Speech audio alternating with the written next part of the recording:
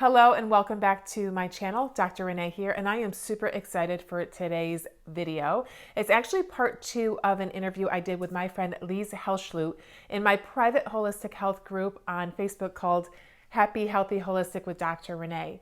This is a completely free community where we talk all things holistic. So if you're interested in learning a little bit more about holistic health, feel free to join. I'm actually going to put the link to the group below.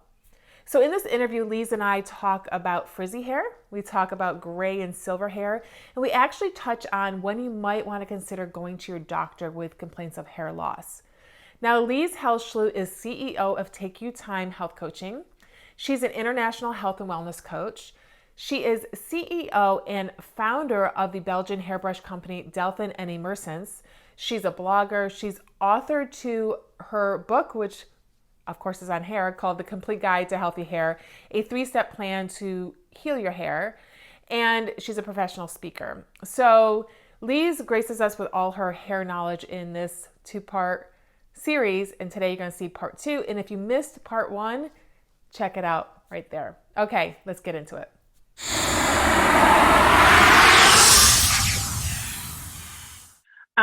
So let's kind of go back. Let's talk about frizzy hair now. What does that mean and what do you suggest? Okay, well, when your hair gets frizzy, it can be a genetic thing. Some people just have frizzy hair, but most of the time it has to do with having dry hair, because if your hair lacks water and moisture, it will look for moisture outside. So especially when you have humid weather, like now here in fall, your hair, when it's dry, it attracts the moisture in the air. So it makes your hair swell. The cuticles of your hair, they take on the water, they get bigger, and your hair starts being frizzy. So that's one of the reasons you get frizzy hair. But there's a way you can fix that. Okay, so kind of going back to the whole, so if you have frizzy hair, chances are it's dry. And kind of going back to the first point we made, which is protein and could be hormonal, and making sure you get enough good healthy fats in your nutrition to sort of combat the dry problem, so you're not absorbing the moisture. Is that correct? Yeah, that's the first step you have to always do. Go to the inside first, and then do the outer treatments. So the inside is the most important thing, but of course you have to take care on the outside as well. That's why I immediately liked you, because you go for the inside as well as I do. Start with the inside, and that radiates on the out. And we try to, do some things on the outside too. I get it, but it all starts on the inside. So I'm not sure if you can speak to this, but facial hair, is this something that you can speak on? Okay. So I can speak on facial hair, but maybe because people were talking about the frizzy hair, I would like to give them some suggestions first on how they can fix that, because there's things you can do from the outside. And I know everybody likes to have those tips as well. So I'm sorry, I'm bugging in with the ideas. No. But, if you're starting to work from the inside, of course, on the outside, you have to also hydrate your hair. So use good shampoos, natural oils, make use of your own sebum, because the sebum on the follicles, your own natural conditioner, as I call it, you have to use that to lubricate your hair. It's the best concoction you can never buy that in a store. So you have to spread that sebum on your hair strands. You can do that with a good hairbrush. I'm really fond of having good hairbrushes. Also, don't you have a line of hairbrushes? I'm sorry to interrupt, but don't you do have a line of hairbrushes, correct? Yeah, I do. I wasn't going to talk about that, but I'm just fond of brushing, and you have to brush with a good hairbrush. And from my book, I indeed started a hairbrush company with natural hairbrushes, because it's so important to have a good hairbrush. But I can't stress enough to use that sebum your body produces to lubricate and hydrate your hair. And also get a cut, get a trim every 2 months. Get a trim of your hair, because if the ends start getting brittle and they split, then they also attract extra water, which makes your hair go frizzy. Also avoid any damage you can do with a bad hairbrush, with too much heat, too much styling. Chopping your hair when you're brushing it is also a thing why your hair starts to break off, and then you get even frizzier hair, because your hair is totally damaged by then. Gotcha. I just took notes because I have frizzy hair. So I'm making sure I take my notes. One quick question I'm going to ask you on a personal level. I'm all about hair, and I recently bought this little. It's like a little handheld. It looks like a little massage tool, but when I wash my hair, I basically massage my scalp. Is that a good or a bad thing? Depends on what that brush is made of, because your scalp is like skin. So would you use it on your face? It might be a little rough for my face, but it feels really good on my scalp. Then Not it good, huh? answers your question. Your scalp is so sensitive. So if you don't use it on your face, don't use it on your head. So Okay, I can. you have to Okay. be really careful, because if you harm your scalp, and you can harm your scalp with a bad brush or with plastic or metal, also the Mhm. sun damages your scalp, and damage on the scalp is also adding to the stress to the follicles. So Okay. avoid that. So maybe if I use it, don't go so rough. Maybe just a little. Yeah, do it I mean, I could gently. probably put it on my face. You have to see me next time I'm in the shower. I'm gonna be like this. Well, I put it on my face. um, all right, this is a great one. I think this will hit a lot of women everywhere. What are your suggestions for gray or silver hair? Do you have any? Uh, I I have gray hair, so it's Let it totally grow. white. I have blonde and gray, and I've been going gray since my early 30s. I'm now 43, and I'm letting it go to gray, because um, I love natural things. So I prefer to stay to natural. So if your hair starts to go gray, try to embrace that. And I know it's difficult. I'm blonde, so for me, it's kind of acceptable that my hair goes gray, and I take good care of it. But if you're dark like you are, I can imagine that if you're going gray, you don't really like it. I have a friend who was dark just like you, and she just accepted the gray, and she went gray. She just kept on cutting her hair on a regular basis. So like in a year and a half, her hair was totally gray. She changed her makeup, she changed her glasses, and she looks great with it.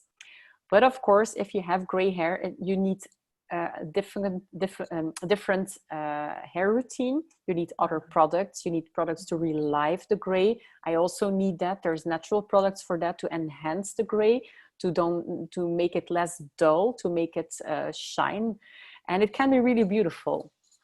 But you Now have to these take care of it. products, I get asked all the time about natural beauty products, and it's really, really hard here in the US to sort of like, I never can trust any. I don't feel like I can trust anything because I feel like they hide ingredients in products. Are there some, because I'm asking personally once again, because I do have gray hairs. When they start coming out, they're frizzy and they have like a mind of their own. So I can see where having different hair products would come into play. Now, are those products a European product that we could get here in the US, or Belgian? Well, you talk about the frizziness. I also have that. So here I have in front of my head, on the top of my head, I have all gray hair, and it gets very frizzy. It's super dry, and it sometimes just sticks out like an antenna, like an alien. So you have to moisturize, you have to hydrate your hair, you have to really take good care of it. And even the conditioner you normally only use on your ends, I need it on top of the gray hair as well, even on my scalp, because otherwise it just sticks out into every side. But there are problems to give it a little bit more shine, to enhance the gray. And they're, 100% natural products are very difficult, because if you're talking about hair dyes, you need to have some chemicals to really fix the color into your hair. But 2 years ago, there was a new brand in Europe. I think they're from Denmark, and I use their products. It's called Maria Nila. It's Maria, Maria, and then in another word, Nila, Nila. And they have, I will share it's with you later on. I will send it to you. And they have these conditioners, which also contain a little bit of coloring. And that's what I use on a regular basis. So every 2 weeks, I use a hair mask, which enhances my own gray, and also can enhance the color of my own blonde, so it doesn't get too white or yellow. If you've been swimming in a pool, if you have blonde hair, you might suffer from that. They also have dark colors like you have, like very dark, red, auburn, all the kinds of colors. And you just put it on for 3 minutes or 8 minutes, and it like covers up your hair a little bit. It's not a permanent color, but they use less chemicals than other brands. So I'm kind of fond of their range. I agree. I I agree. Like think I you said, can maybe already get it in the US. So okay. you should check that. Okay, I will definitely. And I guess the last questions we have here, and then I'll open it up for questions, is hair issues. When should you bring them to your doctor? When should you be concerned? And I think you sort of touched on this a little bit in the beginning with saying, it could be hormonal. Like, so for instance, if it's more than usual and you haven't sort of pinpointed where it's coming from, maybe you should go to your doctor then, because it could be hormonal and you may need some blood work checked. So any other recommendations as far as like, when is it too much, too long, and you should check with your doc? Just your opinion. I know this is not medical information, just your opinion. Yeah. Well, in my opinion, when you see your hair sheds really fast, so overnight you lose all of your hair, I think I don't have to explain that that's abnormal. If it goes over a couple of weeks and you lose like a lot of hair, that's also not normal. If suddenly there's one patch that you lose, like one part of your head loses hair, or even eyebrows. I've had a story from someone who had cancer and she was losing half of her eyebrow over a couple of weeks, and the doctor said it was normal. She had a severe cancer, so they didn't even send her for a test. So all the abnormal hair loss, like too much, too fast, and in a particular place, that's a sign. It's a warning. Your body is warning you for things. And also, you are always right. Even if a doctor says it's not right, you feel there's something wrong, please trust your own body, because your body is very powerful in sending you messages. And if you ignore them, it might even get worse. So that's what I did. The first doctor said it's normal. The second doctor said it's normal. And then I went to an orthomolecular specialist who helped me and who said it's not normal. And he was the one helping me, and he was like, "You're not crazy. You're not you're overreacting," because I was working really hard and I just felt something was wrong. So always listen to your body, and you're always right. Same with your kids. I think you know the stories from, if you feel like there's something wrong with your kids and doctors say it's okay, moms always know best. So follow your intuition and your body's signals. I absolutely agree. I wonder if you went to what we call him here as a doc like me, a holistic health doc, because I feel like he even here in the United States, a woman will go, they might check a couple of blood tests and say are normal. They'll just be like pushed out the door, say it's normal, it's normal, it's normal. And I get a lot of those clients that have been to several doctors, been told it's normal. She thinks she's going crazy. She really thinks there's something wrong. And lo and behold, there's usually something going on. When we take a little bit of a deeper dive into her life and, potentially looking at some blood work, but that's number one. And yes, number two, it's that gut instinct you have that there's something wrong and, that it's just not quite normal. So I agree with you. Be your own advocate. You have to nowadays, and just keep seeing the next doctor until you feel like you have an answer. Yeah. And certainly a doctor that goes into good blood analysis, because the normal checkups of blood, they never show everything. So you need more profound blood work, more analysis to really uncover what's really wrong in your body. And I can't stress enough that you have to find doctors like you who really listen and who really want to find a solution, because your patients, probably you listen to your patients, you talk to them, and there's so many things you can see when people talk to you. So, but blood analysis, and also just the amnesis, just checking people's skin and watching people on camera or in front of you or in an office is so important. But I'm so happy there's people like you. Oh, thank you. And I do think that's what changed in what I used to do as an OBGYN here, and now as I'm called a functional medicine doctor. So basically holistic health, but it's completely different. And it's a whole different education as far as listening to my clients now, because back when I had patients, because when I was in an office, I had patients, you had 5 minutes with them, and that's, 5, I'd always take more because that's the kind of doctor I am. But, now I can take an hour and actually talk to them and really ask questions that regular docs just don't. It's not that, they may not care to ask, but they just don't have time to ask. So, you can find out a lot just by asking the right questions. That's So beautiful. definitely. If you do that, I applaud that. So Yeah.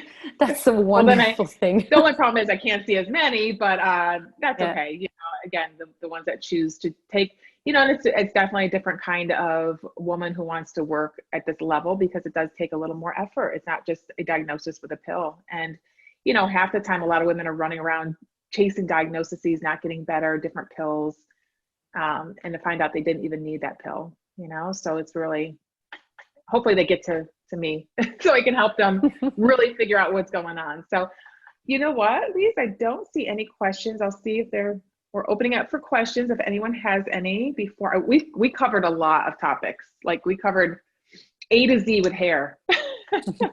And there's so much more to cover. So there's so many things and new things also that are being uncovered now that I can learn every day about hair.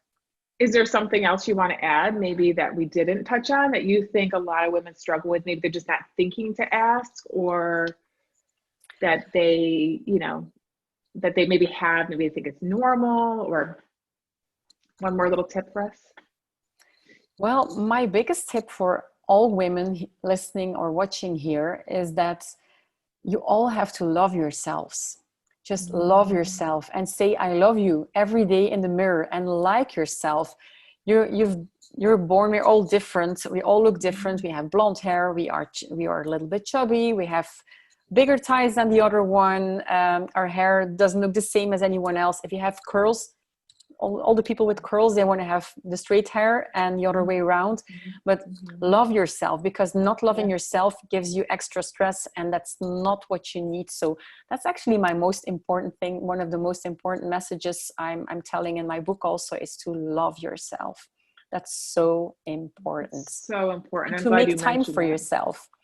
The other thing is to take you time, and that's one of the chapters in my book. That's literally taking time for yourself, because if you take time for yourself, you love yourself, you take good care of yourself, good food and rest and exercise, you will also be able to take care of others. And that's what we women do. We nurture, but we first have to nurture ourselves, and then we can take care of others. And that's so important. Absolutely agree. Oh, I love that. I love that. You know, and who would have thought having healthy hair starts with just loving ourselves, you know, and it does. It's absolutely love what you have, and, you know, and be happy. So I love that. Now, tell us so your first book was on hair. So what's that called? Your first book?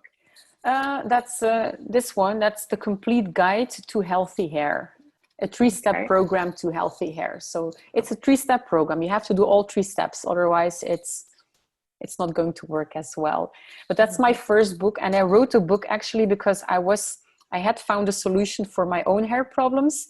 And I started sending out tips to other people, what I did to heal my hair. And I was like, oh my God, I have to email every day. So I poured it into a book. And that's why I made the first book, just to help other women, because I saw it was a problem with many women. I love it. I think that's how a lot of great books come along. It's like we've figured out the way, and we just want to spread the word. So, and then it's not on the hair topic, but you had a second book, correct?